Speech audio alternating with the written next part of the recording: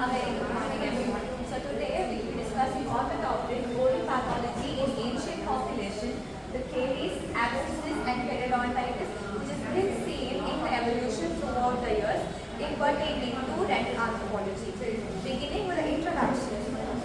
So every tooth in a man's head is more valuable than a diamond says mineral. So teeth are more than anatomical structures; they are biological archives that hold clues to health, the habits and hardships of all the ancient population. So in the absence of written records from oral remains, they speak volumes.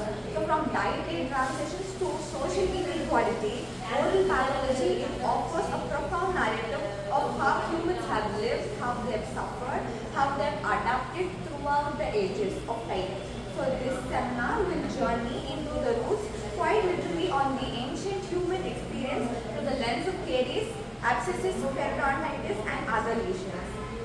So moving on to the dental caries in antiquity, we have certain etiological factors which is in the ancient times that too pertaining to dental caries. So dental caries in ancient population, they were primarily derived because of the following factors. So we had four main factors. First one is the diet composition. So the shift from hunter-gatherer to agricultural diets, it introduced a high starch diet. So this high starch is kind of sticky. So this sticky foods such as wheat, barley and maize, it promoted the cariogenic activity. Secondly, we have oral microbiota. This was also one of the major factors.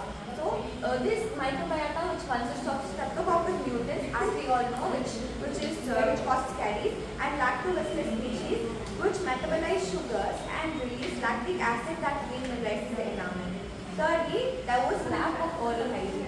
So no mechanical plaque control or no fluoride was used because there was no awareness about it. And then fourth, we have tooth wear. So while extreme attrition from aggressive foods which expose the dentin, it paradoxically reduced the stagnation areas for clay. So there was this tooth wear which was also one of the major driving factors. So it is important to note that carious lesions in ancient populations, they were often shallow but they were widespread. So many individuals, they tolerated chronic decay without extraction or restorations. So there were some patterns which were prevalent throughout the population.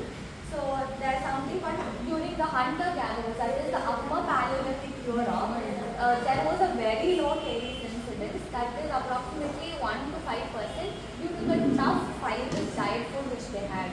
Then the caries mainly in elderly or those with unusual wear patterns were also seen. Secondly, in the Middle Neolithic Europe and ancient Egypt, Indus Valley period, there was this agriculture era started, and it increased the prevalence, that is approximately 20 to 30% because of the starchy grains and dried fruits. So caries are often seen in the interproximal and root surfaces. And in the medieval Europe, there was a very big spike in caries prevalence. Post 1100 AD with increased sugar input because of agriculture and the consumption of starch diet. So children showed early onset of caries. It suggested weaning foods were cariogenic. So the morphological features these are the morphological features and lesion types which were prevalent. So there were Pittelfisher caries which is seen in the occlusal surfaces, interproximal caries that were difficult to reduct in the specimens, and there were cervical caries which are also seen, which was common in individuals with gingival recession, mostly the skull, and that the root caries were also observed. So that was an indicator of aged individuals with periodontal diseases. So I will show you an image. So this picture, which was in the ancient Egyptian era, 3000 BC, there was a singular abscess which was noted in the remains. And we also have, there were some notable case studies. So one was done in Nubian monkeys in Sudan, 350 to 550 AD. So that is where they had high caries incidence, that 15 to 20%. It was linked to fermented sorghum, and it was often co-presented with periodontal diseases and dental attribution. The caries prevalence was more of high in the African population. And there was this eastern island where there was a 32% caries prevalence due to consumption of yam, sugarcane and taro. And skeletal remains, they showed extensive post-mortem tooth loss and alveolar infection. And in the New Kingdom, around 1500 BCE, in the ancient Egyptian specimens, caries were less prevalent when compared to the African population. So it was approximately around 18%. It was seen in 80% of the adults, commonly seen in molars and premolars. So the association was extensive with dental wear and abscesses. And in the Mesoamerican population, due to the maize-based diet, they were able to see rampant caries. And the ritual tooth modifications, they didn't protect them against caries. There was teeth jewelry which was also prevalent among such population. This is related to dental caries. Moving on to dental abscesses and periapical lesions. So dental abscess, it arises when there is pulp necrosis, usually from caries or trauma. It leads to periapical inflammation. So bacteria, it invests the root. We all know that it invests the root canals to reach the alveolar bone. It forms a localized pus-filled lesion. And so in case if there is chronic infection, it may produce a sinus tract, while acute abscesses can cause cellulitis or sepsis, which may be even fatal. So they were fatal without antibiotics. And there were some skeletal manifestations which were also noted. There were periapical voids. So they were seen as rounded lesions in the alveolar bone at two tips. So osteoclerosis or bone thickening was also noted. So it indicated chronic inflammation on healing attempts. So draining sinuses was also seen in the ancient population. So it was rarely fossilized, but occasionally it was visible on perforations in the mandible. So like this, it was seen as a perforation in mandible. So there is another picture in the medieval England period which also showed the same. So it signified that the lesions were chronic and they were untreated. So it also suggested that there is poor nutrition and immune suppression which was prevalent, and it can also reflect to oral systemic links like spread of disinfection to the cranial sinus and thoracic cavity, like Limit syndrome in very extreme cases. So there are some notable pathological case reports. Some of them are, one of them are done in late Roman Britain period, which is the 3rd or 4th century CE. So there was this one individual who showed 5 separate dental abscesses with sclerotic margins. It suggested, which suggested survival over a long period with a very significant infection. And there was another study which was done in the Middle Kingdom of Europe in the tomb of Dejeuner. So there was this skull which exhibited a periapical cyst on multiple teeth associated with alveolar resorption also. And another study done in France during the Iron Age call. So the CT scans of the skulls, the remains, fossilized remains, they reveal that abscesses associated with trauma as well as caries. And the maxillary sinus, it also showed osteitis due to the drainage of pus. So these are some of the notable studies which were done related to dental abscesses in ancient population. So there were other periapical lesions which are noted in the fossilized remains like granulomas, cysts and condensing osteitis. So they were also evident, and they did this proteomic studies and bioinformatics. They used all the tools to study the fossilized remains. Moving on to periodontitis and other oral pathologies. So periodontitis, as you all know, it includes gingivitis and periodontitis. So, but in dental remains, only the bone loss is visible. Since there is no soft tissue, the only bone loss is visible. The features which can be seen in the fossilized remains are alveolar bone recession, vertical defects in jaw bone, and tooth loss with remodeled sockets. And the risk factors is in ancient population is there was a very huge calculus built up, which I will be discussing further. So, which is a marker of hygiene, and poor nutrition, which can be an indicator of vitamin C deficiency, and tooth crowding or malocclusion can also be studied in such remains.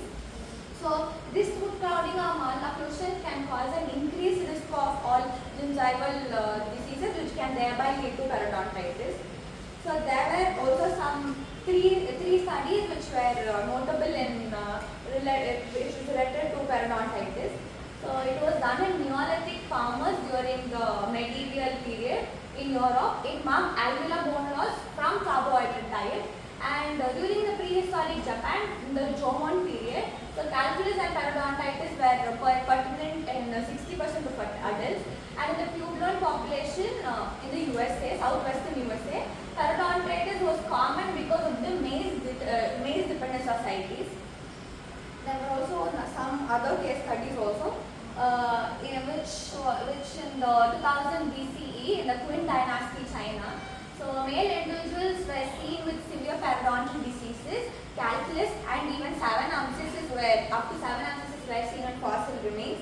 And oral status symbols that in teeth it suggests noble rank despite oral disease.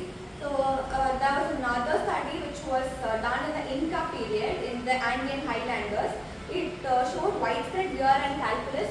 So the cases of edentulous skulls with high bone density were seen, which suggested that they were adapted to soft diet. So initially they were having nuts, which then moved to soft diet. And then in moving on to the London's medieval poorhouse cemetery, it is near St. Mary's Spital.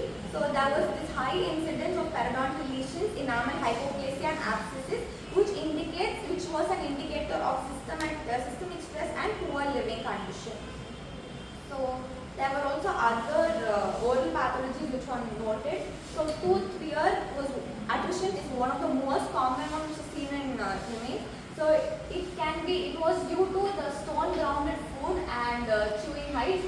So the pulp chamber exposure it led to pulpitis and secondary abscesses, which was mostly seen in all of the medieval fossilized remains. So this is a picture which shows that there is tooth wear, increasing tooth wear with time. So there's very big pulp exposure in relation to 1/6. And this picture it shows root abscesses in 1/6 due to tooth wear. This was a study which was done in medieval Europe by European scientists. Next, there were also, as seen in the previous seminar, enamel hypoplasia was also noted. It was seen in Egyptian, Roman and Andean population. And dental calculus was also very evident throughout the globe in all the fossilized remains. So there are very hard plate buildup which often preserved all the micro remains. It indicated chronic plaque accumulation. There were some remains which had very huge calculus deposits, and that calculus they were taken, they were studied, and that calculus only after the protein analysis revealed about the diet, their habits, the type of bacteria that they have on the calculus, including whether it was red complex or yellow complex, it was all studied. And dental trauma can also be studied. So it was seen in intentional cultural modification in Mesoamerican and Viking population. And ankylosis was also seen in the skulls. Fusion of tooth to the bone, which was seen in older or traumatized individuals. Benign tumors were also seen, like osteomas and cematomas, which are found in the Greco-Romanian remains. And edentulism, obviously, it was seen. So total loss of teeth was seen in the remains, and pre-mortem mandibles, it showed adaptation to edentulous state. So to conclude, teeth are the windows of history, and the study of oral pathology in ancient population is not just a clinical curiosity, it's a powerful anthropological lens. So from the pain of Caries lesion to the slow bone loss of periodontitis, ancient teeth, it tells us the story of survival, diet, culture and inequality.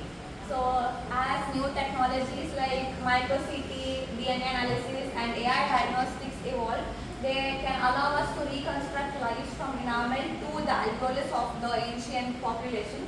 So in these silent witnesses, the past finds its voice, and with every discovery, we listen to it a little more closely. Thank you.